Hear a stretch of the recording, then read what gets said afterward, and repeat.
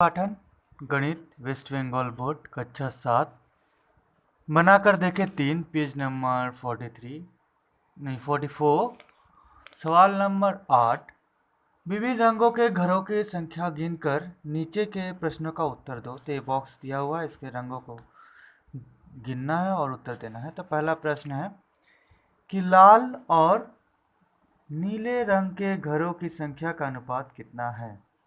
दूसरा प्रश्न है बादामी और बैंगनी रंग के घरों की संख्या का अनुपात कितना है। तो हम लाल और पहला प्रश्न में लाल और नीले को गिनेंगे और अनुपात निकालेंगे। दूसरा में बादामी और बैंगनी को गिनेंगे और अनुपात निकालेंगे। तीसरा प्रश्न है लाल और हरे रंग के घरों का अनुपात कितना है। इसका मतलब लाल और हरे को गिनना है और अनुपात निकालना है। चौथा है बादामी और पीले रंग के घरों का अनुपात कितना है, उसको निकालना है। और उसके बाद क्या बताया है, ई नंबर प्रश्न में पूछा है कौन से 4 रंगों के घरों की संख्या समानुपात में है। तो ये चारों का अनुपात निकालेंगे, इसमें जो समान रहेगा उसको लिख देंगे। तो हमने इस सवाल को बनाया है, आपको दिखाते हैं। 8 नंबर लाल और नीले का अनुपात। ठीक उसी तरह लाल का संख्या गिनना है 27 आया और नीला की संख्या को गिनने पर 6 आया। तो दोनों का अनुपात निकाल दिया तो क्या आया 9:2। उसके बाद निकाले हम बैगनी और दूसरे नंबर सवाल के हिसाब से बैगनी बादामी और बैगनी का अनुपात। तो बादामी की संख्या आया 36 और बैगनी का आया 39, दोनों का अनुपात निकाल दिए।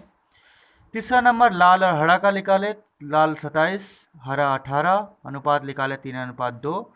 डी नंबर बादामी और पीला 36, बादामी 36 पीला हुआ 24, दोनों का अनुपात निकाले 3:2। तो यहाँ ई नंबर के हिसाब से पूछा था कि कौन से 2 रंगों के संख्या समानुपात में है। तो लाल और हरा का अनुपात कितना है 3:2 और बादामी और पीला का आया 3:2, दोनों समान है, इसलिए हम कह सकते हैं लाल हरा बादामी और पीला समानुपात में है। तो देखिए ई नंबर में हमने लिख दिया लाल हरा बादामी पीला रंगों के घरों की संख्या समानुपात में है। तो हमारा ये 8 नंबर बन गया। अब हम बनाएंगे 9 नंबर सवाल। 9 नंबर सवाल है 2 प्रकार के शरबत में सिरप और जल का अनुपात 2:5 और 6:10 है। तो कौन सा शरबत ज़्यादा मीठा है पता लगाना है। तो हम दोनों अनुपात को सिरप का या जल की मात्रा को बराबर कर देंगे तो हमारा उत्तर पता चल जाएगा कौन बड़ा है कौन छोटा है। तो बनाते हैं इसको। तो पहला लिख लेते हैं। पहला में क्या है जल अनुपात, 1 मिनट पहले सिरप था तो पहले सिरप अनुपात जल। तो पहले का जल और सिरप कितना है 2:5। अच्छा दूसरे का भी निकाल लेते हैं, यहीं पर लिख लेते हैं। दूसरा का है सिरप, सीरन बार बार लिख दे रहे हैं, सीरन नहीं सिरप अनुपात जल कितना है 6:10। तो 6:10 है। जल की मात्रा कितना है इसमें 10 है, इसमें जल 5 है, तो इसको भी हम 10 बना लेते हैं। 10 बनाने के लिए क्या करना पड़ेगा 2 से गुना करना पड़ेगा, तो हो जाएगा 10 और ये हो जाएगा 4। अब तो पहला में सिरप और जल कितना हो गया 4 और 10। दूसरे में सिरप कितना है 6 और 10, तो 10 में 6 और 10 में 4। तो किस में ज़्यादा सिरप है तो दूसरे वाले में सिरप ज़्यादा है। ज़्यादा सिरप मतलब ज़्यादा मीठा, इसलिए लिख देंगे। इसलिए पहले इसको लिख सकते हैं 6-10 बड़ा है 4-10 से, इसलिए दूसरा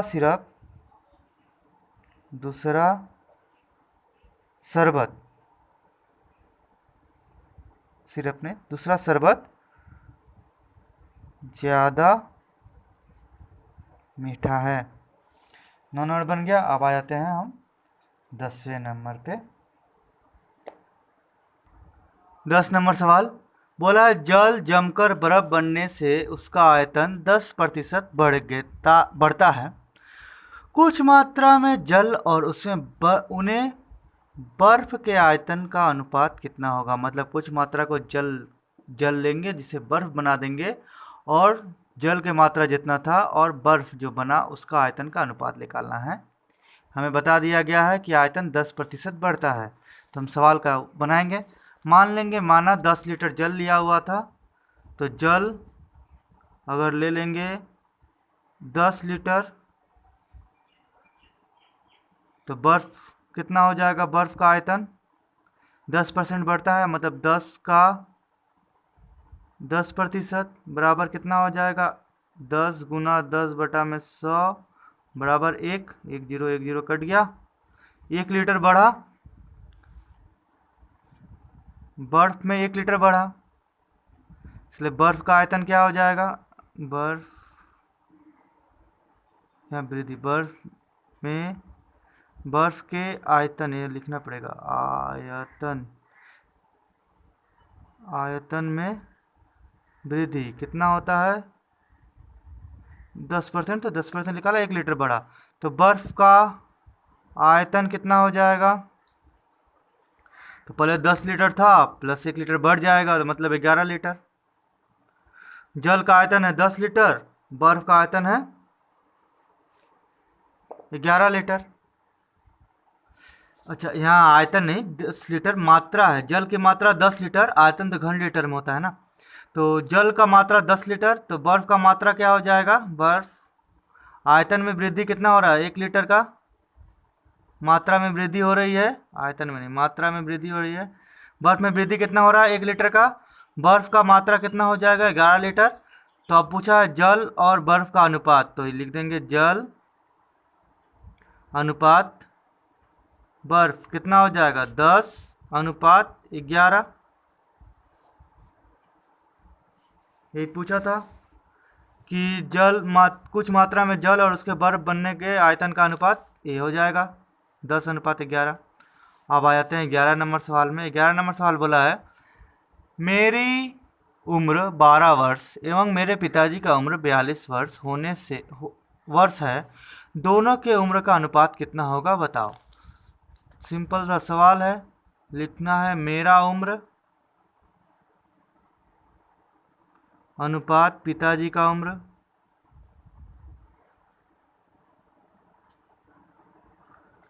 मेरा उम्र कितना है, मेरा उम्र है 12 वर्ष, यहाँ लिख देंगे 12 अनुपात पिताजी का उम्र कितना है 42 वर्ष, लिख दिए, और इसको काट देंगे,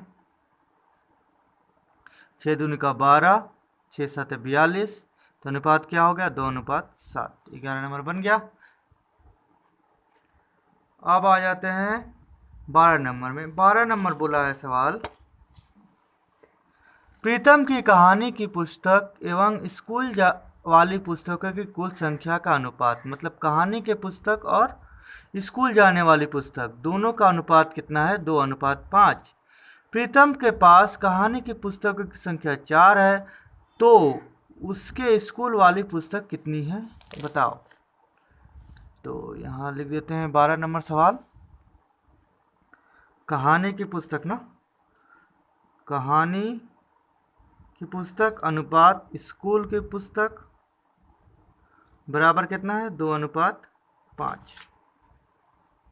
ठीक है, अब हमें बता दिया गया है कहानी की पुस्तक के बारे में, तो हम इसको बराबर लिख देंगे, ऐसे बराबर के बाद ऐसे चिन्ह दे देंगे, या फिर या लिखते हैं कहानी की पुस्तक कितना है 4 लिख दिए, स्कूल का पुस्तक पता नहीं जो पूछा है, तो यहाँ लिख देते हैं स्कूल बराबर 2:5। तब क्या करते हैं बाहर बाहर गुना, भीतर भीतर गुना, तो स्कूल बराबर क्या हो जाएगा, अगर इसको समानुपात में ले ले तो स्कूल बराबर क्या आ जाएगा, स्कूल बराबर आ जाएगा बाहर बाहर गुना 4 गुने 5 बटा में 2, 4 से काटेंगे 2 बार में, 5 दूनी 10, इसलिए स्कूल की पुस्तकों की संख्या कितना हो जाएगी 10। आ गया हमारा उत्तर। अगले वीडियो में हम प्रश्न संख्या 13 से बनाएंगे। धन्यवाद। इस चैनल में आने वाले वीडियो को देखते रहने के लिए चैनल को सब्सक्राइब और बेल आइकन पर क्लिक कर दें, ताकि आने वाला नए वीडियो का नोटिफिकेशन आपके पास पहुंच सके। धन्यवाद।